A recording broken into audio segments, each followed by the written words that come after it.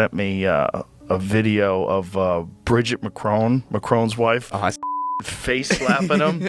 Yeah, that's wild, dude. My favorite is the look into the camera once he realizes I got caught. Yeah, he's like, oh, and it's like, it's very, you could put like the Curb Your Enthusiasm theme song right after that. Imagine what goes on behind closed doors. Brigitte Macron, Emmanuel Macron, President of France's wife, was accused first by French journalists and then by my friend Candace Owens, who's one of the nicest people I've ever met. Yeah, she's very incredible. smart. She's incredible. And everyone's always, Candace Owens a hater. Candace Owens is the opposite of a hater, but Yeah. she's a very kind person. But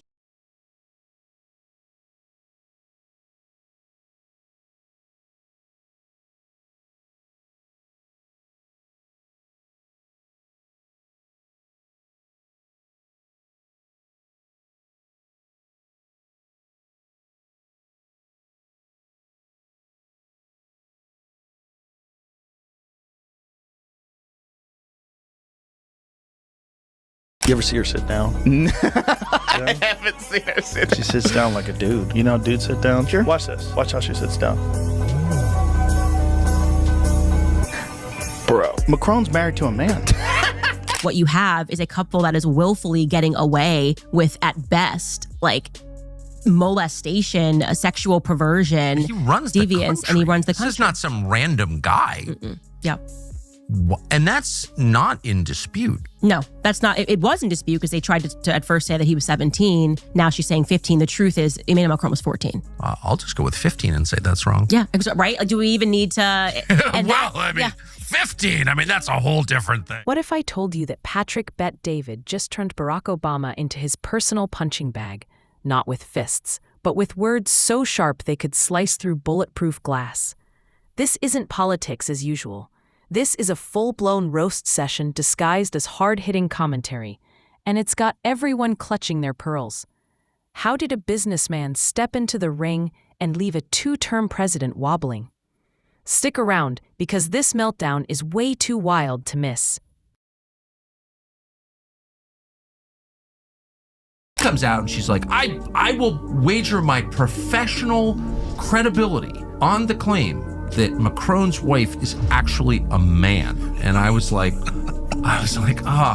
Candace Owens, I love you, but I think this is too crazy. Yeah. And then it turns out she's right. Yeah. What is so? Can you just explain? My mind is blown. Patrick Bet David built his empire by shredding business myths and forcing people to rethink everything they thought they knew about money, power, and leadership. But this time, he turned his sharp analytic blade towards someone most people consider untouchable, Barack Obama.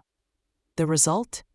Picture a heavyweight boxer stepping into the ring against a master illusionist, pulling back the curtain and revealing that it was all smoke and mirrors.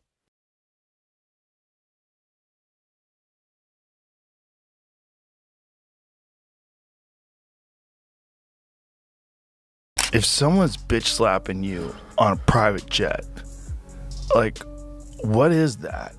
Yeah. That's a weird relationship, man. Well, she was his teacher. If it was a she.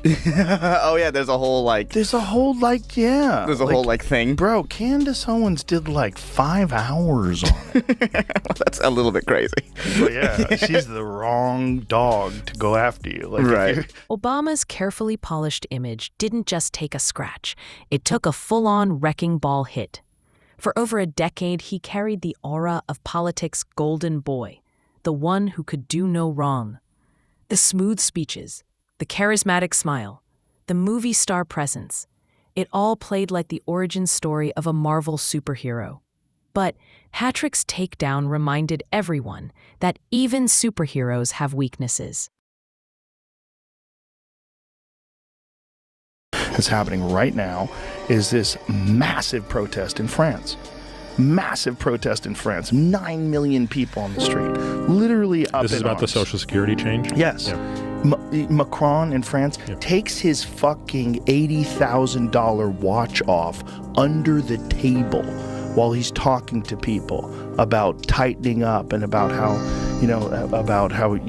this has to be done. Every failure was repackaged as a noble effort. Every scandal swept under a rug woven from hope and change. Obama became the prom king who never gave up the crown, strolling through reunions like the legend who still fit into the tux. But then came Patrick Bet-David, a businessman who doesn't care about crowns, nostalgia, or polished speeches. He cares about receipts, numbers, facts, and he's not afraid to laugh while dumping ice water all over the fantasy. But the fucking Brigitte Macron one is the craziest because I think she's right. Obviously I don't know. But at the end of the day, the first thing you have to say is, what kind of a 40-year-old dates a 14-year-old? Right. That's crazy. Well, that's the thing. Even if it's a woman and a man. Well, first of all, Kurt Metzger says it's 14. I think the internet says it's 15. But Metzger goes, but it's definitely 14. He was younger than that. That's what made this takedown sting more than usual. Politicians get criticized daily, and most of it fades into background noise. But when someone like Patrick comes in with business logic sharper than a guillotine, people pay attention. He wasn't slinging partisan mud. He was pulling up the scorecard and saying, look at the stats, not the slogans. And once you see the numbers, you can't unsee them. Obama, sold as the savior of the middle class, looked different under Patrick's lens. Yes, stock markets soared, banks got bailed out, and unemployment dipped. But middle-class wages stagnated, living costs soared, and average households ran harder just to stay in place. I've known people who've done every bad thing, and I've never met anybody who's even been accused of that. Yeah. And yet you're describing two clusters of people where like tons of people in the orbit have been accused of or have in fact committed child molestation. The best part is, for me, that they kind of laugh in your face. Like they want you to know. There's an element of it that's partially sadistic. Presidential portrait, Emmanuel Macron leaning against a desk, obviously the official presidential portrait. Yes. He chooses to put a book by Andre Gide on the table. Andre Gide is an author who admitted openly that he was a pedophile. Patrick framed it with brutal simplicity. If a CEO bragged about success while his employees couldn't afford lunch, would you cheer for him? That's how he flipped the script. He dragged Obama's glossy economic record into a profit and loss statement, and suddenly, the numbers weren't so flattering. It was like discovering your favorite fine dining restaurant was reheating leftovers at 5-star prices. Then, Patrick pivoted to foreign policy. Remember Obama's Nobel Peace Prize glow-up? The global peace icon? Patrick tore that halo apart with cold facts. This was actually well known in France. It all took place in public, but I don't think 1 in a million Americans had any idea at all until your series came out. And the initial reaction to your series was, now we know Candace is insane. Like, wife's a man? Come on now. And then as the series progressed and became one of the biggest podcast series in the country, sort of sober people were saying, actually, you should listen to this. But I just want to get to the lawsuit. They're suing you for defamation. And then came healthcare, Obama's crown jewel, the Affordable Care Act. In theory, it sounded noble, healthcare for all, affordability for everyone. But in practice, premiums skyrocketed, small businesses drowned in paperwork, and affordable started meaning slightly less bankrupting than before. Patrick dismantled the gap between the promise and the reality. The average worker wasn't bragging about their new plan. They were complaining about bills that felt like bad jokes. Obama excelled at storytelling, inspiring people while they struggled. But Crazy. But the facts of the situation, 40 and let's say 15. Let's give them the benefit of the doubt. Yeah. 15 is, I have a 15-year-old. They're little kids, essentially. You know, they're like 3 years away from being an adult. Right. 3 whole years. Well, you know what's interesting is that like I listen to a lot of true crime, and they'll say that like pedophiles and stuff will put themselves in situations where they can abuse, and I think that's why there's a lot of Nickelodeon. Yeah, The Nickelodeon. Nickelodeon thing. It's like the Jimmy Savile thing in England. Patrick's takedown worked because it stripped Obama of his strongest armor, charm. For years, criticism of Obama came packaged with political venom, making it easy to dismiss. But Patrick wasn't a rival politician or a bitter pundit. He was a businessman, a numbers guy, someone who talks KPIs and ROI, not partisan talking points. Through that lens, Obama's untouchable legacy suddenly looked like a well-marketed product. Numbers don't lie. And once Patrick laid them bare, people couldn't watch the old Obama narrative the same way again. It wasn't about destroying the man. It was about dismantling. She's got a 6-hour presentation on how Brigitte Macron is a man. I mean, it's fucking 6 hours plus long. Brigitte Macron was actually born Jean-Michel Trogneux. Well, guess what, guys? He's missing. Well, 1,000%. She was born a man, lived as a man for 30 years, and then transitioned at some time in the 80s. Yeah, they would sue her. Yeah. I don't know if they are suing her. Have they tried to file anything? They probably have. I have welcomed the lawsuit. I mean, Emmanuel Macron sent me a threat before we published. I'm pretty sure. And the ripple effects? Massive. If someone could openly shred Obama's record without the usual political baggage, then no one's safe. The era of untouchable political figures might be ending. Once one domino falls, the rest start wobbling. Patrick's critique wasn't just about Obama. It was about the way politics conditions people to worship personalities instead of results.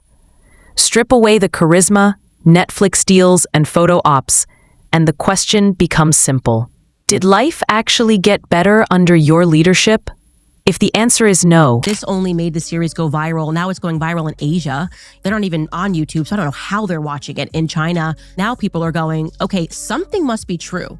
A president of a foreign country does not sue a mom that does her podcast in her basement because she spoke something that was not true. Yeah, that's not the way to hide things. Right. The way to hide things is say, poor Candace, nice woman, obviously mentally ill. Mm-hmm.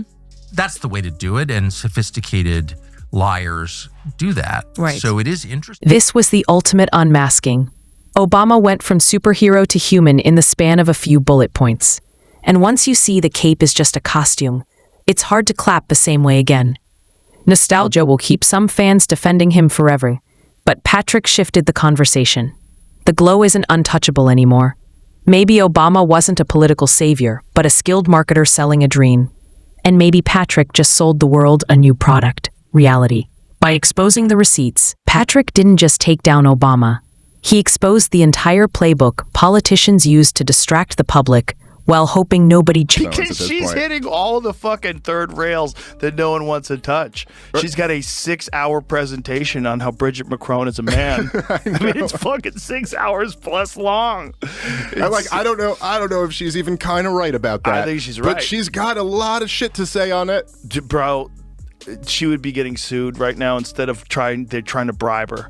Instead of trying to give her money to shut the fuck up. Because for all his charisma, Obama's presidency was full of contradictions that Patrick lined up like bowling pins and knocked down effortlessly. Obama campaigned as the outsider rebel, ready to fight Wall Street, then cozied up with the same bankers he promised to rein in. It was like watching Robin Hood join the Sheriff of Nottingham's country club. Patrick didn't need to rant or shout. He calmly applied CEO logic. Imagine this man was running your company. Would you still cheer? And suddenly the applause got quieter. Coolness doesn't